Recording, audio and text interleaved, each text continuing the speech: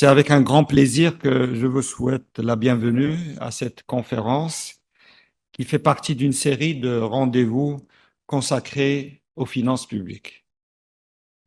Votre présence aujourd'hui témoigne du grand intérêt que suscitent ces rencontres, mais elle témoigne surtout de votre engagement à contribuer au débat collectif sur la modernisation et la performance de l'action publique. À travers ces activités, nous poursuivons un objectif commun, celui de partager des expériences, de confronter les points de vue et de dégager des voies d'amélioration susceptibles d'enrichir nos pratiques et d'éclairer les choix de politique publique. Pour cette conférence, nous avons choisi de mettre en valeur la comptabilité à travers le thème, rôle et enjeux de la comptabilité dans le secteur public. Je tiens à remercier chaleureusement les intervenants ainsi que les participants pour leur intérêt toujours renouvelé. Je profite de cette occasion pour remercier vivement le professeur Michel Bouvier, président de Fondafip, pour sa disponibilité et son engagement intellectuel constant. Je voudrais rendre hommage tout particulièrement à son sens du partage et de la diffusion du savoir en finances publiques.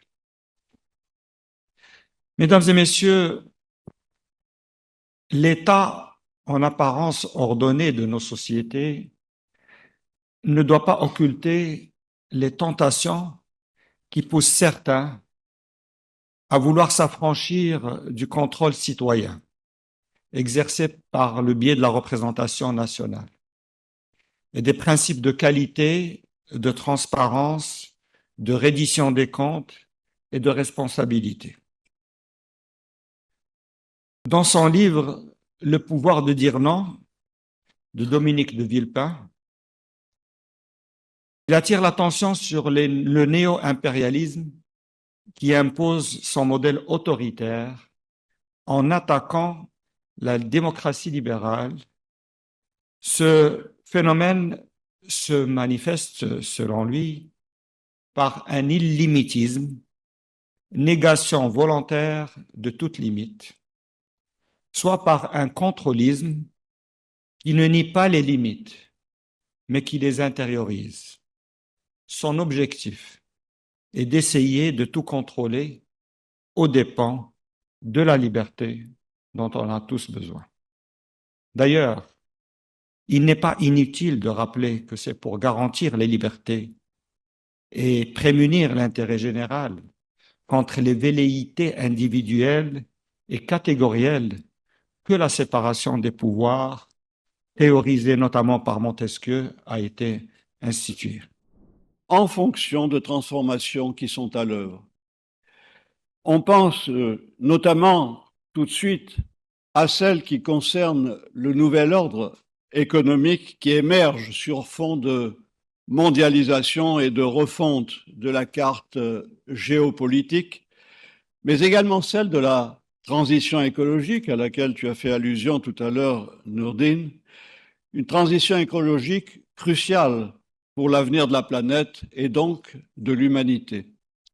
C'est dans ce contexte, en pleine évolution, que l'on doit comprendre les mutations que connaît ou devrait connaître impérativement la comptabilité publique. On ne peut pas non plus faire abstraction du fait que ces mutations ne relèvent pas de purs aménagements techniques. Elles sont la résultante de choix de société. En effet, la comptabilité publique ou la comptabilité privée ne sont pas neutres. La comptabilité est le reflet de la situation politique, économique, sociale, voire même idéologique, traduite en normes qui ne sont que des conventions établies à un moment donné dans un cadre donné.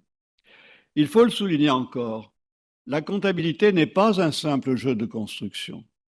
Elle est un langage et, comme tout langage, elle véhicule certaines valeurs. Les normes et dispositifs comptables expriment aussi la culture d'un pays.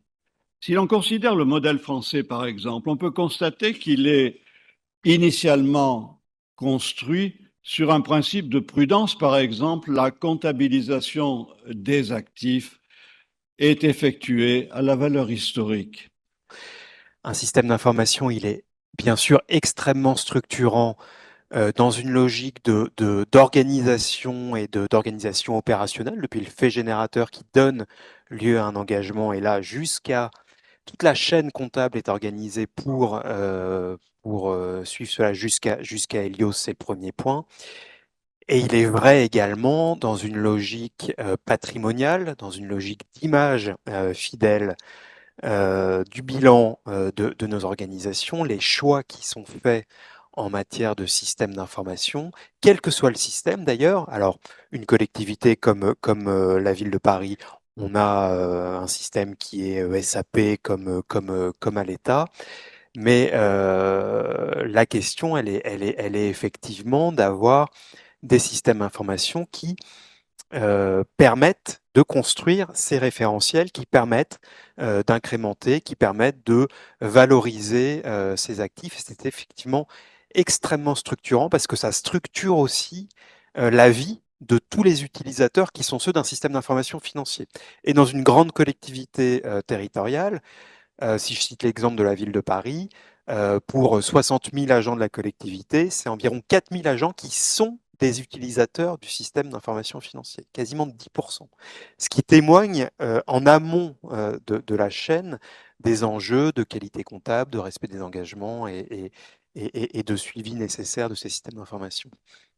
Merci beaucoup. Je suis vraiment désolé pour la suite. Nous arrivons à la fin de notre conférence. Je vous remercie de votre patience, de votre attention et à la prochaine occasion.